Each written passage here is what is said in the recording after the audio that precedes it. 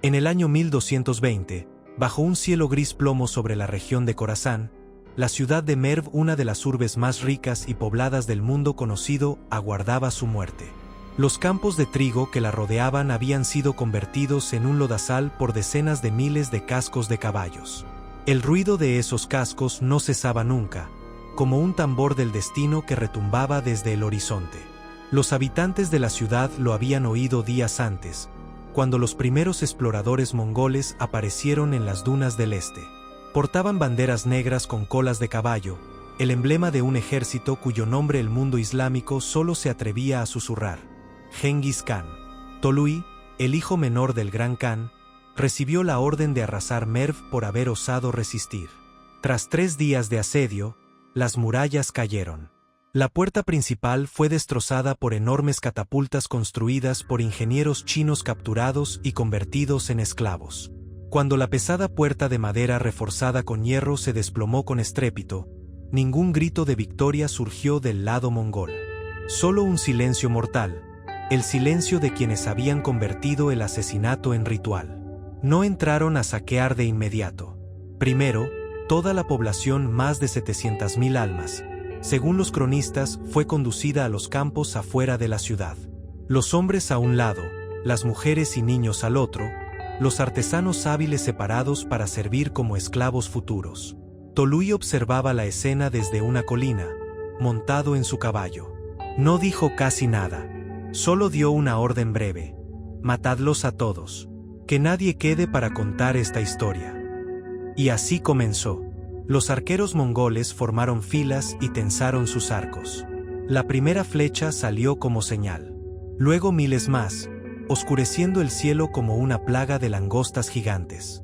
Cayeron sobre la multitud desarmada, atravesando túnicas, carne y hueso, clavándose en la tierra junto a gritos ahogados. Los que intentaban huir eran perseguidos por la caballería y cortados con sables curvos de filo mortal. La sangre empapó el campo, formando riachuelos que serpenteaban entre cuerpos amontonados. Pero eso no fue el final. Los mongoles tenían su propio método para el exterminio. Contaban los muertos. Cada guerrero recibía una cuota precisa: cuántas cabezas debía cortar ese día. Las cabezas se apilaban en pirámides dispersas por el terreno, monumentos macabros al horror que ellos mismos habían creado. Algunas pilas eran tan altas que los perros salvajes no alcanzaban la cima. Dentro de la ciudad, las casas eran registradas una por una. Quienes se escondían en sótanos, pozos o tejados eran arrastrados afuera. Las mujeres eran violadas antes de ser degolladas. Los bebés, arrojados a las hogueras. La gran biblioteca de Merv, que guardaba decenas de miles de manuscritos de la era abbasí, fue incendiada. El fuego ardió durante 3 días y 3 noches. La columna de humo negro era visible a cientos de kilómetros. Solo una mujer fue perdonada, la esposa del gobernador, para que pudiera contar al mundo lo que sucedía cuando alguien se atrevía a desafiar a los mongoles. La dejaron partir con un caballo y provisiones mínimas. Más tarde, al llegar a Nishapur, relató que en todo el camino de antigua ruta comercial bulliciosa, no encontró ni un solo ser vivo. Nishapur fue la siguiente. Apenas un año después, la ciudad cayó también. Esta vez por un motivo personal. Un yerno de Genghis Khan había muerto en un asedio previo. El Gran Khan dio una orden clara: nivelad ese lugar. Matad a personas, ganado, incluso perros y gatos. Y así lo hicieron.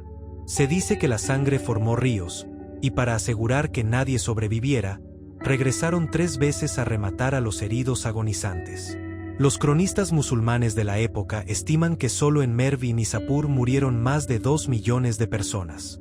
En el siglo XIII, esa cifra equivalía a borrar del mapa la población entera de varios países actuales juntos. Lo más aterrador no era el número. Era la sistematicidad, la frialdad, la eficiencia casi industrial del genocidio. Los mongoles no mataban por furia. Mataban por política. Mataban para sembrar terror. Y el terror funcionó. Decenas de ciudades posteriores, al oír que los mongoles se acercaban, abrieron sus puertas y se rindieron sin luchar un solo día. A miles de kilómetros al este, en la vasta estepa mongola, Un hombre de unos 60 años estaba sentado en una gran yurta de fieltro blanco.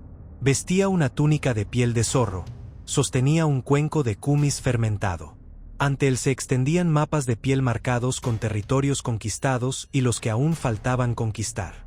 Los mensajeros de los frentes se arrodillaban para informar de las últimas victorias. El hombre no sonreía. Rara vez lo hacía. Solo asentía y ordenaba seguir avanzando. Su nombre en su propia lengua era Temujin, pero el mundo lo conocía por el título que se otorgó en 1206, tras unificar las tribus nómadas y proclamarse Gran Khan.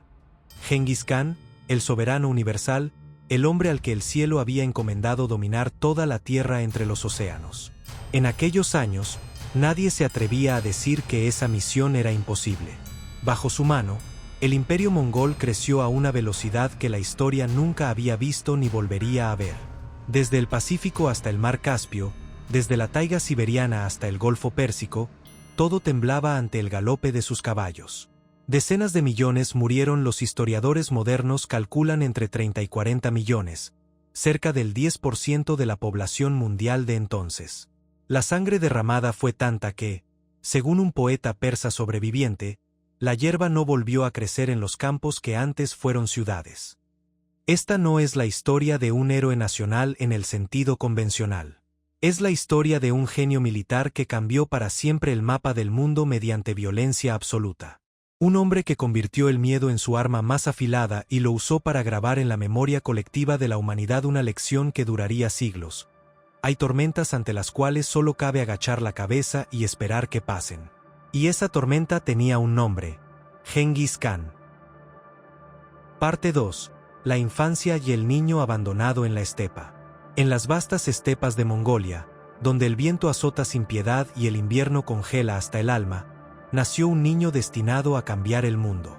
Era alrededor del año 1162, en un lugar llamado Delun Boldog, junto al río Onon. Su padre, Yesugei Bagatur, jefe del clan Borjigin, lo nombró Temujin, en honor a un jefe tártaro que acababa de capturar. La leyenda cuenta que el bebé vino al mundo apretando en su puño derecho un coágulo de sangre negra, señal inequívoca para los mongoles de que estaba destinado a ser un gran guerrero, un conquistador.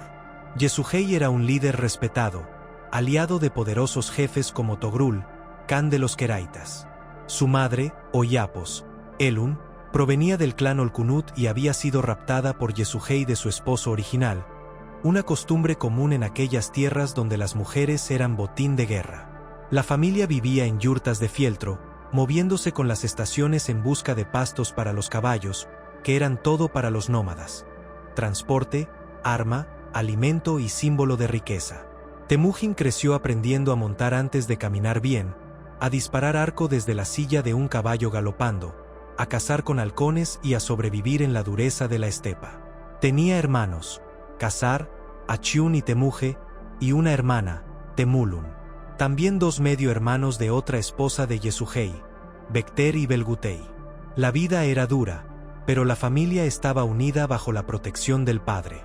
Todo cambió cuando Temujin tenía unos 9 años. Yesugei llevó a su hijo a buscar una novia, como mandaba la tradición. Encontraron a Borte, una niña de 10 años del clan Ongirat, conocida por sus mujeres hermosas y fuertes alianzas. Acordaron el compromiso. Temujin se quedaría con la familia de Borte hasta la edad núbil, aprendiendo sus costumbres. Yesugei regresaba solo cuando, en el camino, aceptó la hospitalidad de un grupo de tártaros, enemigos antiguos. Le ofrecieron comida envenenada. Yesugei llegó a casa agonizando y murió pocos días después. La muerte de Yesugei rompió el clan. Los Tallichud, rivales dentro de la Confederación Mongola, aprovecharon para tomar el poder. Abandonaron a Ao y Apos, Elun y sus hijos, llevándose los rebaños y los guerreros. No seguimos a una mujer ni a niños, dijeron. La familia quedó sola en la estepa, reducida a la miseria. Oyapos, Elun, una mujer de voluntad férrea, crió a sus hijos con mano dura. Cavaban raíces, pescaban en ríos helados, cazaban marmotas y pájaros con flechas romas para no dañar la piel. El hambre era constante, el frío, mortal. En esa pobreza extrema surgió la primera grieta sangrienta. Bekter, el mayor de los medio hermanos, empezó a disputar el liderazgo informal. Una discusión por una presa cazada, un pez o un pájaro, según las versiones, escaló. Temujin y Khazar, sintiendo que Bekter amenazaba su posición y la escasa comida familiar, lo tendieron una emboscada. Temujin disparó la flecha fatal. Bekter cayó muerto. Oyapos, Elun, al enterarse, estalló en furia y dolor. Tú, que naciste agarrando un coágulo de sangre, has destruido la vida. Has matado a tu propio hermano, le gritó. Temujin no mostró remordimiento visible. En la estepa, la supervivencia exigía decisiones crueles. Bekter era una amenaza potencial al liderazgo que Temujin ya intuía como suyo. Ese fratricidio marcó su carácter. Aprendió que la misericordia con rivales podía costar la vida. Poco después, los Tallichud capturaron a Temujin, ahora adolescente. Lo humillaron poniéndole un cangue, un pesado collar de madera que impedía moverse libremente, y lo exhibían en fiestas como trofeo. Mirad al hijo de Yesuhei, ahora nuestro esclavo. Pero Temujin no se quebró. Observaba, esperaba. Durante una fiesta bajo la luna llena, cuando los guardias estaban borrachos de kumis, golpeó al joven vigilante con el propio cangue y huyó. Se escondió en el río Onon, sumergido hasta la nariz entre las cañas, respirando por un tallo hueco. Los Tallichud lo buscaron con antorchas, pero Sorcansira, un hombre del clan que lo vio en el agua, no dio la alarma. Al contrario, cuando Temujin, exhausto, llegó a su yurta, Sorcansira y sus hijos lo escondieron 3 días, le quitaron el cangue y lo ayudaron a escapar. El gorrión que huye encuentra refugio incluso en los arbustos, le dijo. Temujin nunca olvidó esa deuda. Años después, los hijos de Sorcansira serían generales en su ejército. Libre de nuevo, Temujin reunió a su familia. Por entonces tenía unos 16 años y era hora de reclamar a Borte. Se casaron en una ceremonia sencilla. Borte trajo como dote un magnífico abrigo de Marta Sibelina, que Temujin usó para ganarse aliados. La felicidad duró poco. Una noche, los Merkit, vengándose del antiguo rapto de Oyapos, Elun, atacaron el campamento. Temujin y sus hermanos huyeron a las colinas, pero Borte fue capturada y entregada como esposa a un jefe Merkit. El joven Temujin, por primera vez, mostró su genio para las alianzas. Buscó ayuda en Togrul, el viejo Anda, hermano juramentado de su padre, Khan de los Keraitas, un pueblo poderoso y parcialmente cristiano nestoriano. Togrul aceptó, pero Temujin necesitaba más. Recurrió a Jamuka, su Anda de la infancia. Habían sido como hermanos desde niños, intercambiando regalos y juramentos de sangre. Jamuka, jefe de los Hadaran, aportó guerreros. Juntos, Togrul y Jamuka proporcionaron miles de hombres. Temujin lideró el rescate con ferocidad. Atacaron el campamento Merkit al amanecer, masacrando a los hombres y recuperando a Borte. Ella estaba embarazada y el hijo, Yochi, nacería meses después con paternidad dudosa, semilla de futuras disputas. Temujin lo aceptó como propio sin dudar. Es mío, dijo, mostrando pragmatismo político. La victoria trajo seguidores. Boyapos, Orchu, que ayudó a recuperar caballos robados. Helme, que lo salvó en una cacería. Subutai y Hebe, futuros genios militares, empezaron a unirse. Temujin recompensaba la lealtad con ascensos, rompiendo la tradición aristocrática. Un pastor podía mandar si era valiente. Durante unos años, Temujin y Jamuka campañaron juntos, como hermanos. Compartían yurtas, estrategias y victorias. Pero las diferencias surgieron. Jamuka defendía las viejas costumbres, poder por linaje, botín para nobles. Temujin innovaba, meritocracia, reparto equitativo, ascenso por talento.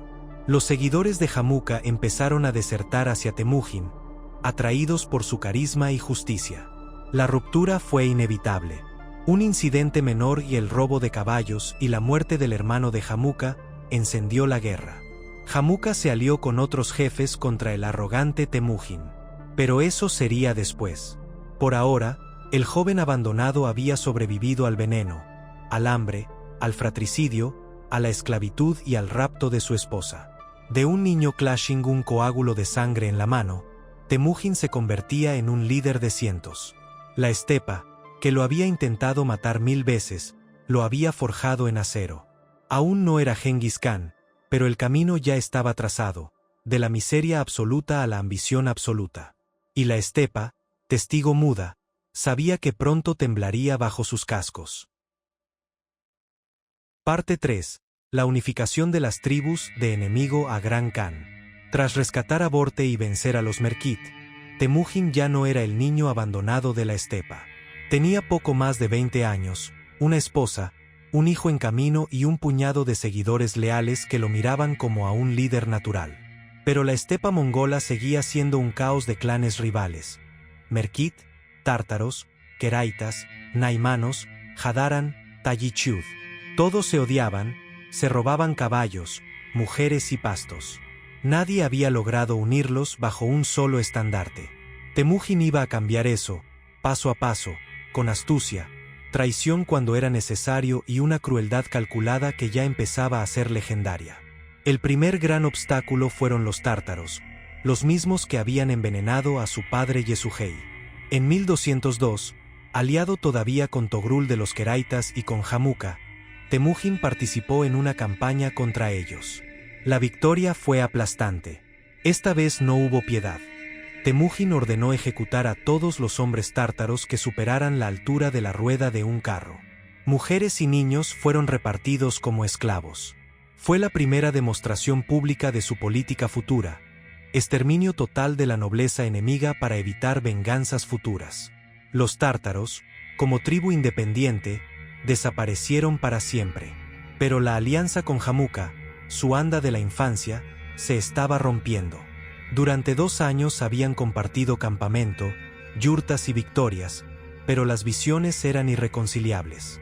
Jamuka defendía el viejo orden aristocrático, el poder pertenecía a los linajes antiguos, el botín se repartía primero entre los nobles. Temujin, en cambio, recompensaba según el mérito. Un simple pastor como Bo y Apos, Orchu o un herrero como Helme podían ascender más alto que un príncipe si demostraban valor y lealtad. Los guerreros empezaron a desertar hacia Temujin. Jamuka lo tomó como afrenta personal. La ruptura definitiva llegó tras un incidente aparentemente menor. Unos ladrones robaron caballos del rebaño de Jamuka. En la persecución, mataron a 10 de sus hombres, entre ellos al hermano menor de uno de sus mejores amigos. Jamuka exigió venganza tradicional, ejecutar a los culpables y a sus familias. Temujin se negó a entregar a sus propios hombres. La guerra entre los antiguos anda era inevitable. Jamuka reunió una poderosa coalición: Tayichud, tártaros supervivientes, Merkit y varios clanes menores. Proclamó que Temujin era un peligro para las tradiciones ancestrales y lo declaró enemigo común. En la primavera de 1203, las dos fuerzas se enfrentaron en la batalla de Kalakaljit Sans. Temujin fue derrotado. Una flecha le rozó el cuello. Apenas sobrevivió gracias a Helme, que le chupó la sangre coagulada de la herida durante la noche. Huyó con apenas 19 hombres leales. Cuenta la historia secreta de los mongoles que, en la desesperación, Temujin se arrodilló ante el cielo y juró: si el cielo eterno me concede victoria, nunca más retrocederé. No retrocedió. Reorganizó sus fuerzas, reclutó nuevos aliados y, sobre todo, mantuvo la lealtad de sus hombres con promesas de botín equitativo. Al año siguiente, 1204, volvió a enfrentarse a Jamuka en la decisiva batalla de Chakirmaut. Esta vez ganó. Jamuka huyó con un puñado de fieles. Sus propios generales, viendo el viento cambiar, lo capturaron y lo entregaron a Temujin encadenado. Temujin ofreció a Jamuka el perdón y un puesto a su lado: volvamos a ser anda como en la infancia. Jamuka rechazó la misericordia pública. 2 soles no caben en el mismo cielo, dijo. Pidió una muerte noble, sin derramamiento de sangre, creencia mongola. La sangre de un noble no debía tocar tierra. Temujin ordenó romperle la espalda. Así murió su hermano de juramento. Con Jamuka eliminado, quedaba el obstáculo más grande: Togrul, Khan de los keraitas, el viejo aliado de su padre que lo había ayudado a rescatar a Borte. Togrul era poderoso, rico, parcialmente cristianizado y tenía un hijo ambicioso, Sengum. Al principio, la relación era cordial. Temujin lo llamaba padre y le ofrecía regalos. Pero Sengun veía en Temujin una amenaza creciente. Convenció a su padre de que el joven Borjigin planeaba traicionarlos. En 1203, mientras Temujin estaba debilitado tras la derrota ante Jamuka, Togrul y Sengun lanzaron un ataque sorpresa. Invitaron a Temujin a un banquete para arreglar diferencias, y planeaban asesinarlo allí. Un pastor queraita leal advirtió a Temujin en el último momento. Huyó de nuevo, esta vez con menos de 100 hombres. Togrul declaró que Temujin ya no existía como fuerza. Pero Temujin resurgió. Se refugió en las montañas Baljuna, donde, junto a sus 19 fieles más cercanos, juró el famoso juramento de Baljuna: beber del agua turbia del lago y permanecer unidos hasta la muerte. Entre los jurados había cristianos, musulmanes y chamanistas. Temujin prometió tolerancia religiosa total, algo revolucionario en la estepa. Reforzado por nuevos aliados, incluidos algunos queraitas descontentos, atacó por sorpresa a Togrul en 1204. La batalla fue feroz, pero Temujin ganó. Togrul huyó hacia el oeste y fue muerto por un guardia naimano que no lo reconoció. Sengun escapó, pero su poder se quebró. Los queraitas, una de las tribus más grandes, fueron absorbidos, los nobles ejecutados, los guerreros incorporados al ejército de Temujin bajo mando meritocrático. Quedaban los naimanos, la última gran confederación. Su Khan, Tayan Khan, era orgulloso y subestimó a Temujin. Los mongoles son pocos y huelen a oveja. Su hijo Kuchlug aconsejó prudencia, pero Tayan decidió enfrentarlo. En 1205, en las laderas del río Saarike y Apos, se libró la batalla final por la supremacía de la estepa. Temujin usó una táctica maestra. Fingió retirada durante días, agotando a los naimanos, y luego atacó con toda su caballería. Tayan Khan murió en combate. Kuchlug huyó hacia el oeste. Años después sería perseguido y ejecutado por Hebe. Con la derrota de los naimanos, la estepa quedó unificada por primera vez en la historia. Todos los grandes clanes merkit, tártaros, queraitas, naimanos habían sido destruidos como entidades independientes o absorbidos. Solo quedaba formalizarlo. En la primavera de 1206, junto al río Onon, donde había nacido, Temujin convocó un gran Kurultai, asamblea de todos los jefes y comandantes. Miles de yurtas blancas cubrieron la llanura. Allí, los líderes de los clanes supervivientes lo proclamaron Gran Khan de todos los mongoles. Un chamán llamado Tep Tengeri declaró que el cielo eterno le otorgaba el título de Genghis Khan, Khan oceánico, soberano universal, tan vasto como los mares. Genghis Khan reorganizó inmediatamente la sociedad. Dividió el pueblo en unidades militares decimales, 10, 100, 1.000 y 10.000, tumen. Rompió los viejos lazos tribales.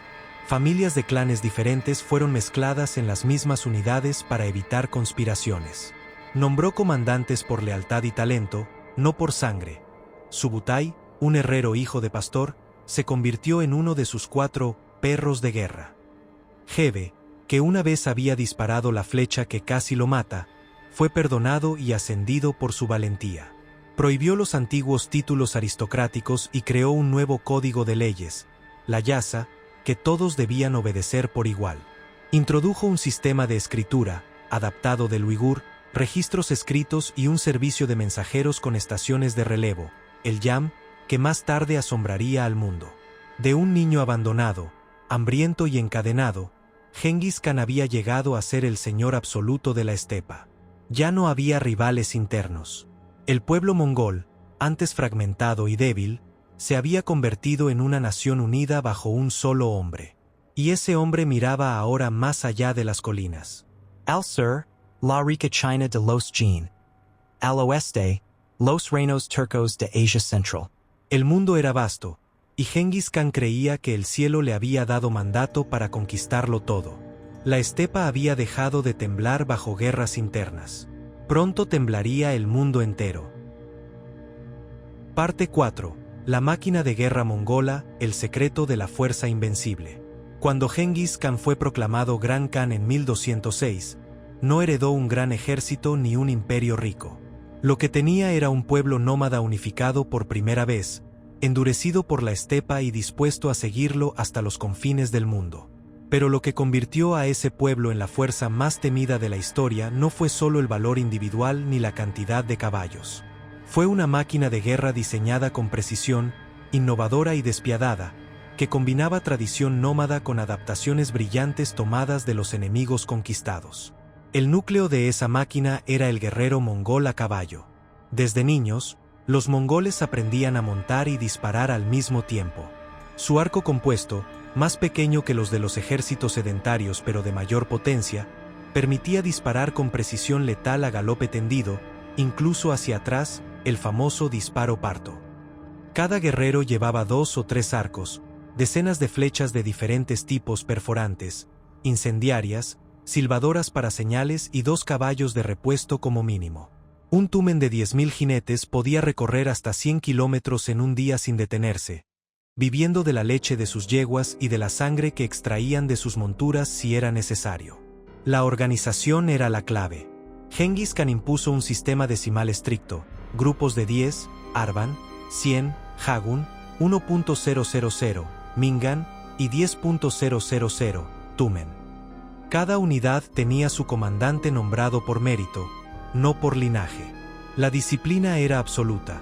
El castigo por deserción o cobardía era la muerte, pero también lo era por saquear sin permiso o desobedecer una orden. La yasa, el código legal de Genghis, aplicaba la misma regla a todos, desde el gran Khan hasta el último pastor. Esta igualdad ante la ley inusual en el mundo medieval creaba una cohesión que los ejércitos feudales europeos o los chinos no podían igualar. La movilidad era otra ventaja devastadora. Los mongoles viajaban ligeros, sin carros de provisiones pesados, sin campamentos lujosos. Cada guerrero llevaba su propia comida seca, carne deshidratada, leche en polvo, herramientas y una pequeña yurta desmontable. Cuando invadían un territorio, vivían del país, requisaban ganado, cereales y forraje. Esto les permitía campañas relámpago que los ejércitos sedentarios no podían prever ni contrarrestar. Pero Genghis Khan no se limitó a perfeccionar lo que ya sabía. Fue un genio en absorber el conocimiento enemigo. Desde los primeros contactos con los Jin y los 11 Xia, capturó ingenieros chinos especializados en máquinas de asedio, catapultas de contrapeso, trabuquetes capaces de lanzar proyectiles de 100 kilos a 300 metros, torres móviles, arietes. Más tarde, en Asia Central, incorporó artesanos persas y árabes expertos en minería de murallas y en el uso del fuego griego, nafta inflamable. Los mongoles, que al principio no sabían asediar ciudades fortificadas, se convirtieron en maestros del sitio en apenas una década. La inteligencia y la guerra psicológica eran armas tan importantes como las flechas. Genghis creó una red de espías y comerciantes que recorrían las rutas comerciales años antes de la invasión. Sabía la fuerza exacta de un enemigo, sus divisiones internas, sus rutas de suministro. Usaba desertores y prisioneros para difundir rumores de invencibilidad. Cuando una ciudad resistía, la destrucción era total y deliberadamente espectacular. Pirámides de cráneos, ríos desviados para inundar ruinas, población masacrada o deportada. El mensaje era claro: rendíos de inmediato y conservaréis la vida y parte de vuestros bienes. Resistid y no quedará ni un perro vivo. Este terror calculado hizo que decenas de ciudades abrieran sus puertas sin combatir. En el campo de batalla, la táctica mongola era un arte de engaño y concentración de fuerza. La formación clásica era el tulugma, alas extendidas que fingían retirada para atraer al enemigo fuera de sus posiciones, luego un cierre en tenaza que lo rodeaba por completo. Usaban banderas de señales, cuernos y tambores para coordinar movimientos a distancia. Los arqueros abrían el combate con nubes de flechas que diezmaban las filas enemigas antes del contacto cuerpo a cuerpo. Cuando el enemigo estaba desorganizado, cargaban las lanzas pesadas y los sables. 4 generales destacaban como los más brillantes instrumentos de esta máquina: Gebe, la flecha, Subutai, el valiente, Gebe y Chormacan. Gebe había sido un enemigo que casi mata a Genghis con una flecha en el cuello. Perdonado por su audacia, se convirtió en uno de los mejores exploradores. Subutai, hijo de un herrero, sería el estratega más grande. Dirigió campañas que abarcaron desde China hasta Hungría, ganando más de 60 batallas sin una sola derrota importante.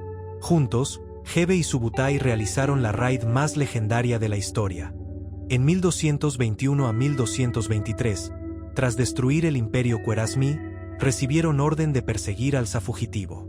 En vez de volver, rodearon el mar Caspio por el norte, derrotaron a georgianos, armenios, kipchaks y rusos, y regresaron a Mongolia tras recorrer más de 10.000 kilómetros en 2 años, demostrando que ningún territorio estaba a salvo.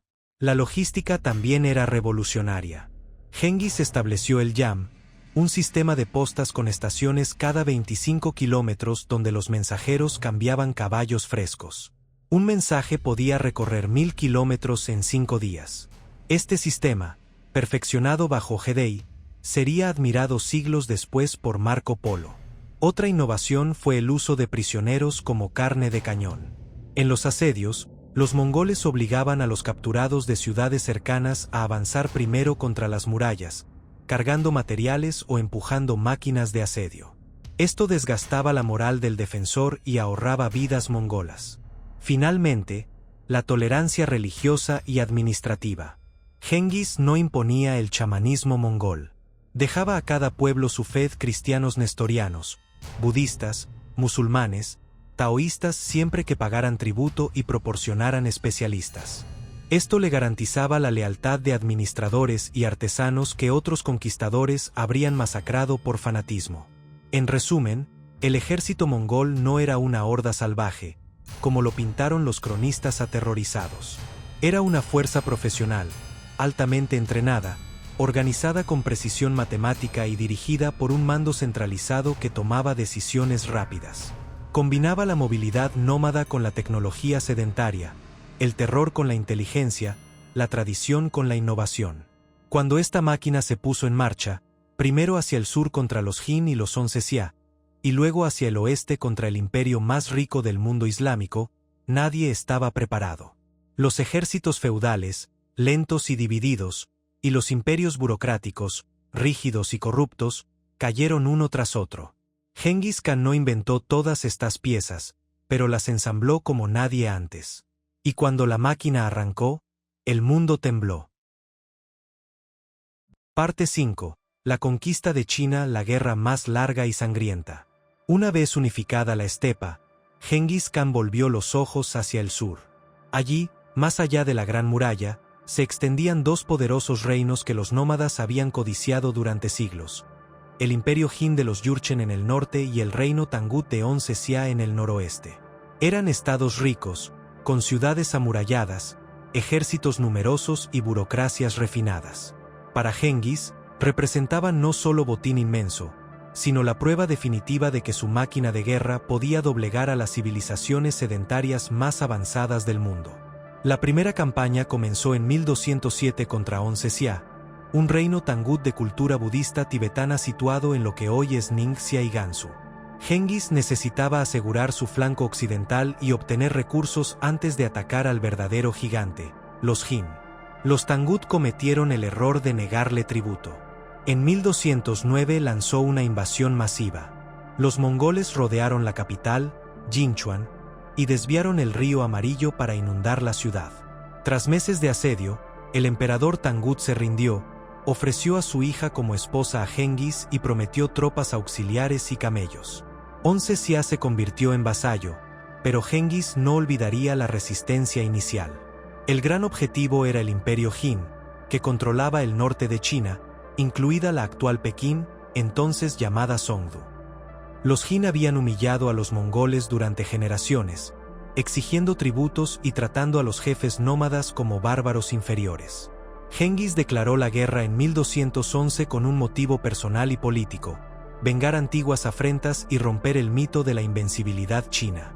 En primavera de ese año, más de 100.000 jinetes mongoles cruzaron el desierto de Gobi y penetraron en territorio Jin. La primera gran batalla tuvo lugar en el paso de Yeuling o Daoling, conocido entre los mongoles como la Batalla del Tejón. El ejército Jin, comandado por generales arrogantes, contaba con cientos de miles de soldados, incluyendo caballería pesada acorazada y infantería bien equipada. Subestimaron la movilidad mongola. Durante 3 días, Subutai y Gebe fingieron retiradas, atrayendo a los Jin hacia terreno abierto. Luego los rodearon en una gigantesca tenaza. La masacre fue total. Los cronistas Jin hablan de decenas de miles de cadáveres apilados como montañas. El camino hacia Songdu quedó abierto. Entre 1211 y 1214, los mongoles devastaron el norte de China. Tomaron ciudades secundarias, destruyeron cosechas y desviaron ríos. Cada resistencia era castigada con exterminio. La táctica era siempre la misma: ofrecer rendición honrosa. Si se rechazaba, no dejar piedra sobre piedra. Decenas de ciudades fueron arrasadas, los campos quedaron sembrados de huesos. Los refugiados huyeron hacia el sur, llevando consigo historias de horror que paralizaban la moral Jin. En 1214, Genghis llegó ante Songdu, la capital más fortificada del norte de Asia. Las murallas eran imponentes, los almacenes llenos y el ejército defensor numeroso. El asedio duró más de un año. Los mongoles construyeron un muro de circunvalación para evitar salidas, usaron cientos de catapultas capturadas y lanzaron proyectiles incendiarios día y noche. Dentro de la ciudad estalló el hambre. Se comieron caballos, ratas, cuero hervido y finalmente, carne humana. Cuerpos putrefactos llenaban las calles. Las enfermedades diezmaron a la población. En mayo de 1215, el emperador Jin, desesperado, envió un emisario ofreciendo tributo inmenso: oro, plata, seda, 1000 caballos y una princesa imperial como esposa para Genghis. El gran Khan aceptó y levantó el asedio. Pero cuando los mongoles se retiraron, los Jin cometieron un error fatal. Trasladaron la capital a Kaifeng, al sur del río Amarillo, creyendo que el río los protegería. Genghis interpretó esto como ruptura del acuerdo y preparó la campaña final. Mientras tanto, Onze Xia volvió a rebelarse en 1225 a 1226, negándose a enviar tropas auxiliares para la nueva ofensiva contra los Jin. Genghis, ya mayor y enfermo, decidió castigarlos personalmente. En 1226 lanzó una última invasión contra los Tangut. Las ciudades cayeron una tras otra. La capital Jinchuan fue sitiada de nuevo. Esta vez no hubo oferta de rendición. Cuando los Tangut se rindieron, Genghis ordenó la ejecución de toda la familia imperial y la masacre sistemática de la población. El reino de Onze Xia desapareció para siempre. Su cultura escrita y sus templos budistas quedaron enterrados bajo la arena. En 1227, con Onze Xia aniquilado, Genghis volvió su atención a los Jin. Pero el destino intervino. Durante una cacería en las montañas Liupan, en el actual Gansu, Genghis cayó del caballo. Las versiones difieren. Unos dicen que la montura se asustó por un lobo, otros que una princesa Tangut capturada lo maldijo y enfermó, otros que simplemente la edad y las heridas acumuladas lo debilitaron. Sufrió fiebres altas y dolores intensos. Sus generales lo llevaron en litera hacia el norte, pero el gran Khan sabía que no llegaría a Mongolia. En su lecho de muerte, reunió a sus hijos y generales más cercanos.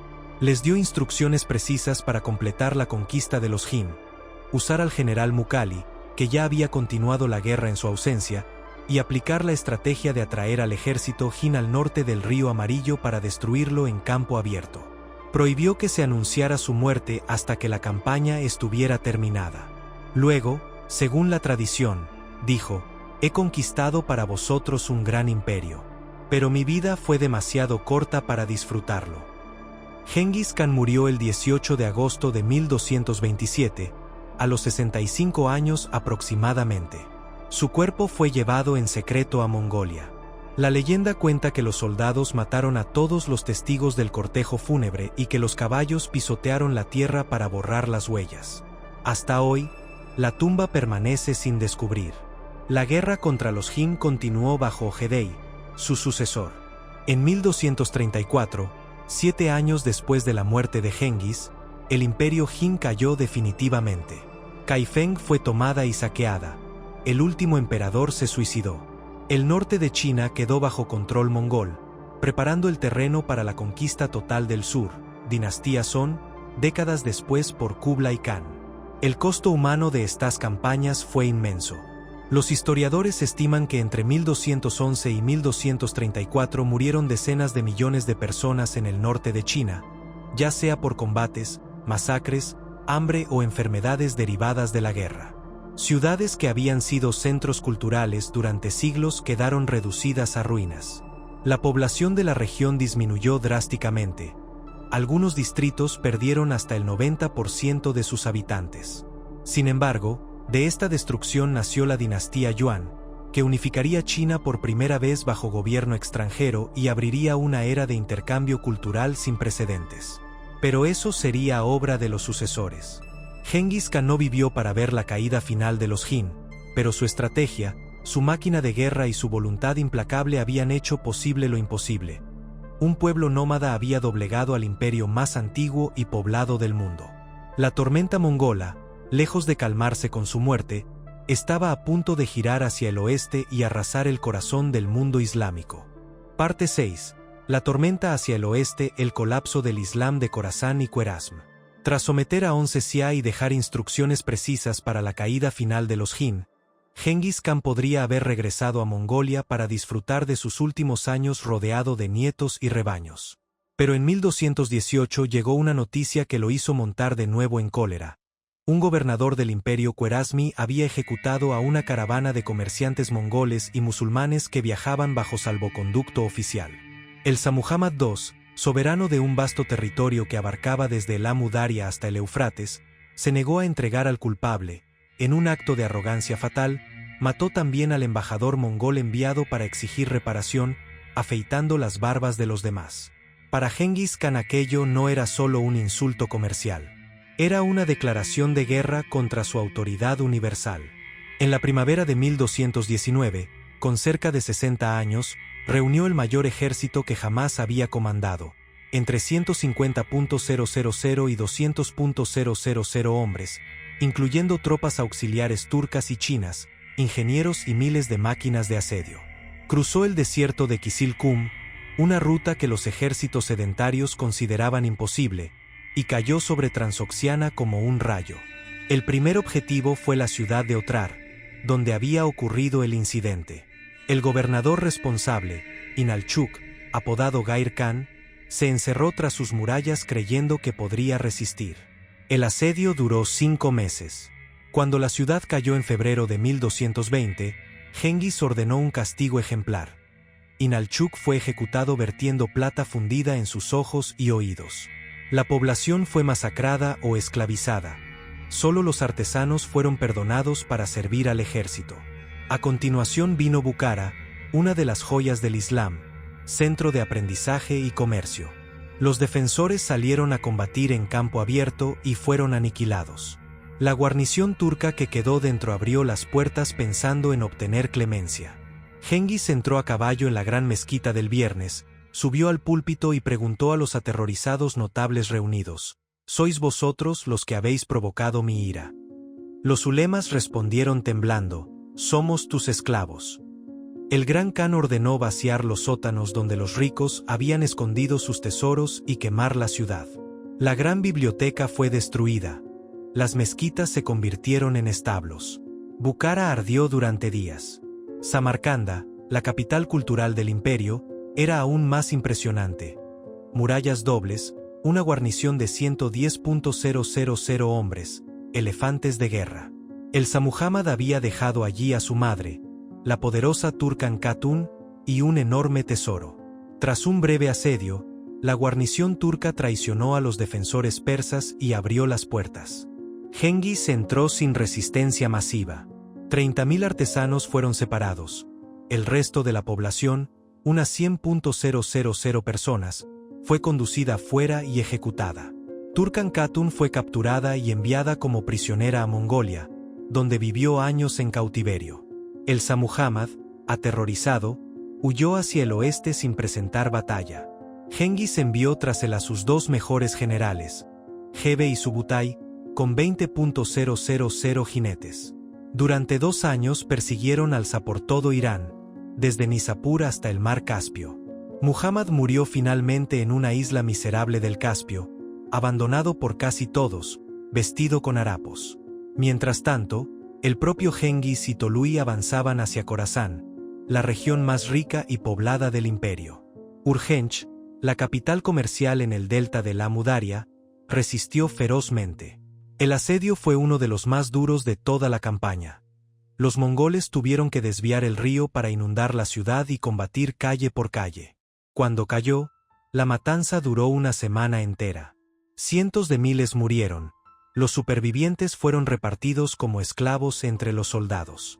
Luego llegó el turno de las grandes ciudades de Corasán, Merv, Nishapur, Herat. Merv, considerada una de las urbes más grandes del mundo, con más de 500,000 de habitantes y canales de irrigación que alimentaban jardines legendarios, se rindió tras una breve resistencia. Tolui ordenó sacar a toda la población al llano. Durante 4 días, cada soldado recibió una cuota de cientos de ejecuciones. Los cronistas musulmanes hablan de más de 1,000,000 de muertos. Aunque la cifra sea exagerada, la ciudad quedó virtualmente despoblada. Las murallas fueron derribadas, los canales destruidos, los palacios incendiados. Nishapur resistió más tiempo. Durante el asedio, una flecha mató a un yerno favorito de Genghis. Cuando la ciudad cayó en abril de 1221, la venganza fue apocalíptica. La propia viuda del yerno, Fátima, dirigió parte de la masacre. Se ordenó matar a todos: hombres, mujeres, niños, incluso animales domésticos. Pirámides de cráneos se alzaron en las afueras.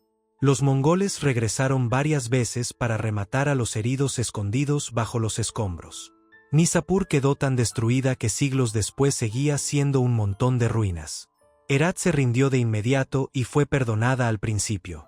Pero cuando se rebeló meses después, Tolui volvió y la arrasó por completo. Más de 1,000,000 de muertos en una sola semana, según los historiadores persas. En menos de 3 años, el imperio Khwarezmí, que se extendía desde el Indo hasta Anatolia y era considerado el estado musulmán más poderoso desde los abbasíes, había dejado de existir. Sus ciudades más gloriosas fueron reducidas a cementerios.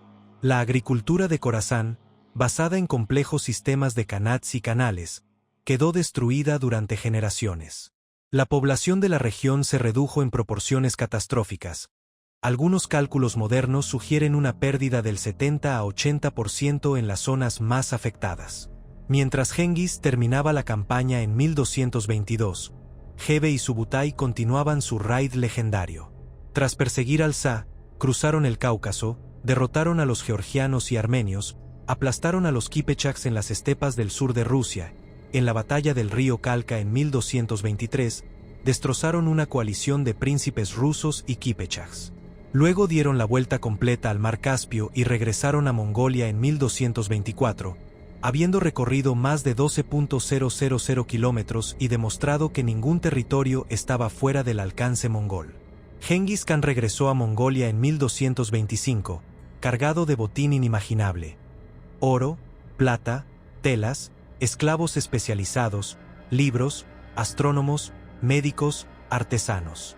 Pero sobre todo regresó con la certeza de que su máquina de guerra podía destruir cualquier imperio existente. El mundo islámico nunca se recuperó del todo de este golpe. La destrucción de los centros urbanos de Asia Central interrumpió la cadena de transmisión del saber islámico medieval.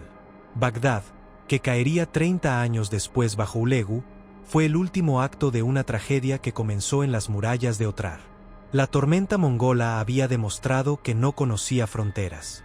Del Pacífico al Caspio, del desierto árabe a las estepas rusas, todo temblaba ante el nombre de Genghis Khan. Y aún no había terminado. Parte 7. El legado y la muerte del gran conquistador se marcha. En el verano de 1227, cuando los ejércitos mongoles terminaban de borrar del mapa el reino de Onsesia, Genghis Khan ya sentía que su tiempo se acababa. Las heridas antiguas, las caídas de caballo, las fiebres recurrentes y el peso de 65 años de vida dura en la estepa lo habían debilitado. Aún así, antes de morir, tomó las decisiones que definirían el futuro de su imperio y de la historia mundial. Primero, el secreto absoluto. Ordenó a sus generales más cercanos que su muerte no se anunciara hasta que la campaña contra Once Xia estuviera completamente terminada y los mensajeros hubieran regresado a Mongolia. Nadie fuera del círculo íntimo debía saberlo. El cortejo fúnebre, según las crónicas, fue protegido con ferocidad. Cualquier persona que se cruzara en el camino, campesinos, comerciantes, pastores, era ejecutada en el acto para que nadie pudiera revelar la ruta. El cuerpo fue llevado a una zona montañosa sagrada en Mongolia, posiblemente en las faldas del Burkan Khaldun, la montaña que Temujin había considerado su protectora desde la infancia. Allí lo enterraron con un tesoro inmenso, y según la leyenda, miles de caballos pisotearon la tierra para borrar toda huella. Hasta hoy, ningún arqueólogo ha encontrado la tumba de Genghis Khan. Fue su última orden, que su descanso final permaneciera oculto para siempre. Segundo, la sucesión. Genghis había roto con la tradición nómada de dividir el poder entre todos los hijos por igual. En su lugar, estableció un principio claro, un gran can único, elegido entre sus descendientes, que gobernaría todo el imperio, mientras los demás hijos recibían apanajes, territorios hereditarios, en las periferias. Ya en 1220 a 1221, durante la campaña de Khwarezm, había repartido los dominios futuros. Yochi, el hijo mayor, cuya paternidad siempre fue cuestionada por el rapto de Borte, recibió las estepas occidentales más lejanas, desde el río Irtis hasta el mar Caspio y más allá, territorio que aún no estaba conquistado pero que se convertiría en la Horda de Oro. Chagatai, el segundo, obtuvo Asia Central, Transoxiana, las ruinas del antiguo Khwarezm y las tierras turcas hasta los límites del mundo islámico. Ogedei, el tercero, fue designado sucesor como Gran Khan. Genghis lo eligió por su carácter moderado, diplomático y capaz de mantener la unidad entre hermanos belicosos. Tolui, el menor, recibió la Mongolia tradicional, el corazón del imperio, con el derecho de regencia durante la minoría de edad de los herederos. Esta división no era solo territorial. Era estratégica. Los apanajes más ricos y peligrosos quedaron en manos de los hermanos, mientras el centro y el título supremo permanecían en la línea de Ogedei. Genghis sabía que la ambición de sus hijos podía destruir todo lo que había construido. Por eso obligó a todos a jurar lealtad al sucesor designado. Ogedei fue proclamado Gran Khan en un gran Kurultai celebrado en 1229, 2 años después de la muerte de su padre. Era un hombre culto, amante del vino y la arquitectura, pero también un administrador competente. Bajo su reinado, 1229 a 1241, el imperio alcanzó su máxima expansión territorial.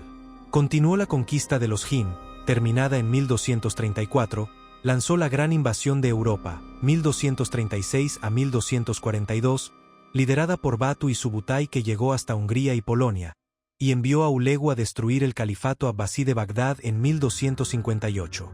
Construyó Karakorum, la primera capital permanente mongola, con palacios, templos de todas las religiones y un árbol de plata que vertía kumis y vino. Bajo Ogedei, el imperio se convirtió en un estado cosmopolita.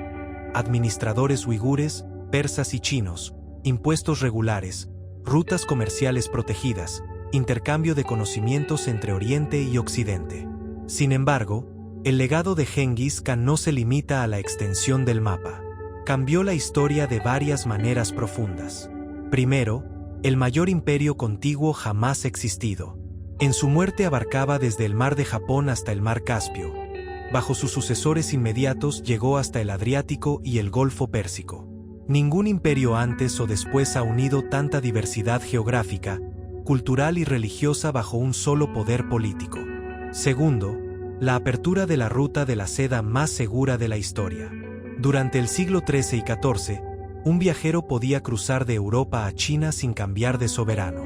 Mercaderes como los Polo, misioneros cristianos, rabinos judíos, monjes budistas y sabios musulmanes circulaban con salvoconductos mongoles, paisa. Tecnologías, ideas y enfermedades viajaron a velocidad nunca vista. La pólvora hacia Occidente, la pasta hacia China, el papel moneda, la imprenta, la astronomía árabe hacia el este. Tercero, la meritocracia militar y administrativa. Los mongoles promovieron a hombres de origen humilde Subutai, herrero, Chormacan, pastor por encima de príncipes de sangre. Reclutaron administradores confucianos chinos, financieros persas, ingenieros armenios. Esta política rompió con el feudalismo hereditario europeo y el linajismo islámico. Cuarto, la tolerancia religiosa absoluta como política de Estado. Genghis y sus sucesores inmediatos no impusieron el chamanismo. En Karakorum había mezquitas, iglesias nestorianas, templos budistas y sinagogas. Los franciscanos y dominicos que llegaron a la corte mongola fueron recibidos con curiosidad, no con persecución. Pero el legado también tiene su cara oscura. La muerte masiva a escala nunca antes vista. Aunque las cifras medievales son exageradas, los estudios demográficos modernos confirman que Asia Central y el norte de China perdieron entre el 30% y el 50% de su población en pocas décadas. Ciudades que habían sido centros de civilización durante milenios quedaron despobladas durante siglos. La destrucción de sistemas de irrigación en Corasán provocó desertificación permanente. La interrupción de la transmisión del saber islámico en Transoxiana y Persia retrasó el desarrollo cultural de la región. Aún así, paradójicamente, la Pax Mongólica permitió una recuperación posterior. Los Ilkhanes de Persia, descendientes de Ulegu, se convirtieron al Islam y patrocinaron un renacimiento cultural con historiadores como Rashid al-Din. La dinastía Yuan en China integró elementos mongoles, manchúes y chinos que influyeron en la posterior dinastía Min. El legado genético es quizás el más sorprendente. Estudios de ADN realizados en los años 2000 revelaron que aproximadamente el 0,5% de la población masculina mundial actual, unos 16 millones de hombres, comparte un cromosoma idéntico que se origina en Mongolia alrededor del año 1200. La línea directa de Genghis Khan y sus hermanos cercanos sigue viva en millones de personas desde Kazajistán hasta Corea. Genghis Khan no dejó estatuas ni mausoleos visibles. No escribió memorias ni mandó construir pirámides. Su monumento es el mapa mismo del mundo, redibujado por la fuerza de su voluntad. Rusia, China, Irán, India, Turquía, todos llevan cicatrices y herencias de su paso. La idea misma de imperio euroasiático nace con él. Cuando Ojedei murió en 1241, el imperio comenzó a fracturarse lentamente. Los cuatro grandes kanatos Yuan, Ilkhanato, Chagatai y Horda de Oro se volvieron independientes. Pero durante más de un siglo, el miedo al regreso de los mongoles siguió pesando en las decisiones de reyes y sultanes. El gran conquistador se había marchado, pero su sombra cubría aún medio mundo. Parte 8. Epílogo. La tormenta pasó, pero las huellas permanecen. 8 siglos después de que los cascos de los caballos mongoles dejaran de retumbar en las estepas, el mundo sigue viviendo con las consecuencias de un solo hombre. Genghis Khan no dejó palacios eternos ni poemas inmortales, no fundó religiones ni escribió tratados filosóficos. Su obra fue más brutal y más duradera. Redibujó el mapa de Eurasia con sangre y fuego, y las líneas que trazó aún marcan fronteras, identidades y memorias colectivas. En la actualidad, cuando hablamos de Genghis Khan, la pregunta inevitable surge: ¿fue el mayor genocida de la historia o el mayor unificador que el mundo ha conocido? La respuesta no es sencilla, porque ambas cosas son ciertas al mismo tiempo. Por un lado, la escala de destrucción que desató no tiene paralelo hasta el siglo XX. Estudios demográficos serios, basados en censos chinos, persas y registros fiscales posteriores, confirman que entre 1206 y 1368 la población de las regiones afectadas directamente por las conquistas mongolas, norte de China, Asia Central, Irán, Irak, Rusia, disminuyó en cifras que oscilan entre 40 y 70 millones de personas. En algunas zonas de Corasán y Transoxiana la pérdida fue tan extrema que la densidad poblacional no recuperó los niveles premongoles hasta el siglo XIX. El impacto ecológico también fue profundo. La destrucción de khanats y canales convirtió tierras fértiles en desierto. La matanza masiva de ganado y la interrupción de la agricultura provocaron hambrunas secundarias que mataron a generaciones posteriores. En la memoria colectiva de muchos pueblos, Genghis sigue siendo el símbolo del mal absoluto. En Irán, hasta hace pocas décadas, las madres asustaban a los niños diciendo: «Viene el mongol», para que se portaran bien. En los países árabes, La caída de Bagdad en 1258, obra de Hulegu, nieto de Genghis, se recuerda como el día en que el Islam perdió su centro intelectual para siempre. En Rusia, el yugo tártaro de la Horda de Oro se convirtió en explicación histórica para siglos de retraso respecto a Europa Occidental y para el carácter autoritario del Estado ruso. Pero la otra cara de la moneda es igualmente real. El Imperio Mongol creó, por primera vez en la historia, un espacio político continuo desde el Pacífico hasta el Mediterráneo oriental. Durante más de un siglo, un comerciante armenio podía viajar hasta Pekín sin cambiar de moneda ni de soberano. Ideas, tecnologías y bienes circularon a una velocidad nunca vista. La pólvora llegó a Europa con tiempo suficiente para cambiar la guerra medieval. La pasta viajó de China a Italia. El papel moneda chino influyó en los primeros experimentos bancarios europeos. Los médicos nestorianos de Siria trataban a pacientes en la corte yuan. Los astrónomos persas trabajaban con colegas chinos en observatorios mongoles. La tolerancia religiosa mongola, pragmática pero efectiva, permitió que comunidades perseguidas en otros lugares prosperaran. Judíos en Karakorum, cristianos nestorianos en toda Asia, budistas en Persia.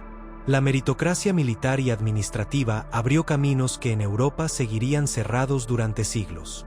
Un hombre nacido pastor podía convertirse en gobernador de provincias enteras si demostraba talento. En la China actual, la visión de Genghis Khan ha cambiado radicalmente. Durante la era maoísta se le presentaba como invasor bárbaro. Desde finales del siglo XX, y especialmente en el XXI, Mongolia y China han promovido una imagen positiva. Genghis es celebrado como unificador de las minorías del norte, antepasado común de muchos grupos étnicos y símbolo de la grandeza china histórica, ya que la dinastía Yuan es considerada una dinastía china legítima. En 2006, el gobierno chino permitió la construcción de un enorme mausoleo simbólico en Ordos, Mongolia Interior, que atrae millones de turistas.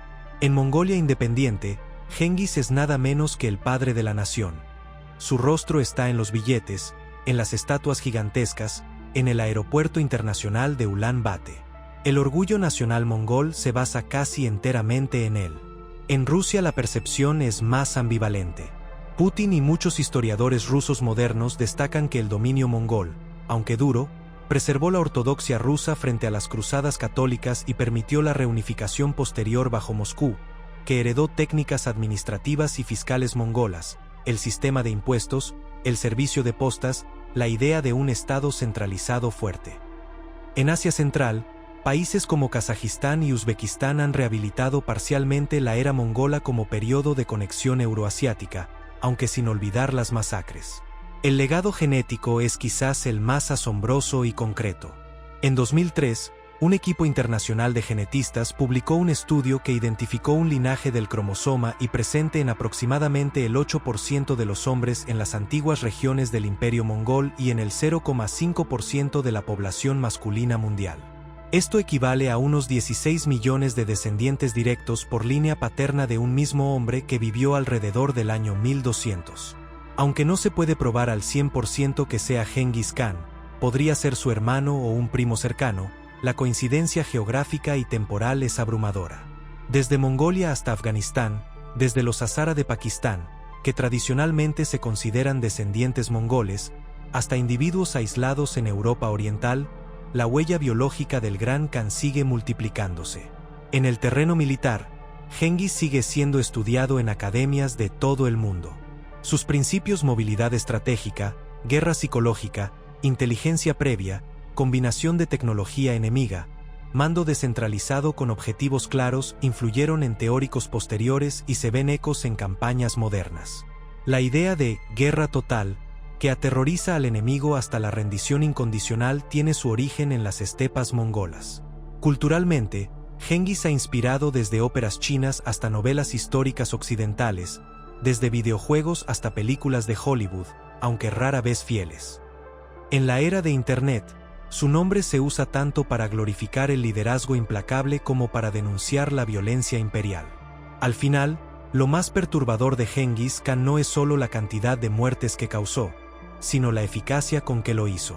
Demostró que un solo hombre, nacido en la miseria absoluta, sin recursos heredados ni educación formal, podía, mediante inteligencia, voluntad y ausencia total de piedad hacia los obstáculos, alterar el curso de la civilización entera. No necesitó una religión que lo santificara ni una ideología que lo justificara.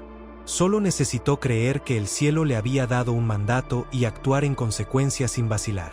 Hoy, cuando miramos el mapa de Eurasia, vemos fronteras que son, en gran medida, herencia mongola, la separación entre Rusia y China, la división entre Asia Central suní y chi, la integración de Mongolia Interior en China, la existencia misma de estados como Kazajistán.